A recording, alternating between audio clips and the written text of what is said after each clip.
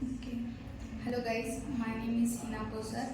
I'm from Karnataka and I'm an engineering graduate and I have completed my engineering from the basic SRK College Nipani. So my JSpiders journey was very good.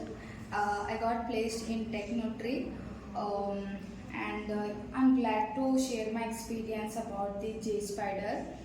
When I finished my college, I didn't have any knowledge about coding because I'm from EC background. And when I joined the JSpiders, I learned many things, many technologies like Java, JDBC, Hibernate, web technologies. Even they given training about the aptitude also. Here there are brilliant staffs are there and they are very supportive.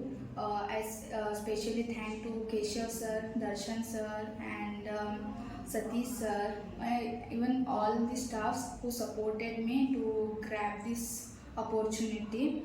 And this is like learning this technology helped me to clear the interview. So I thankful to everyone. Thank you.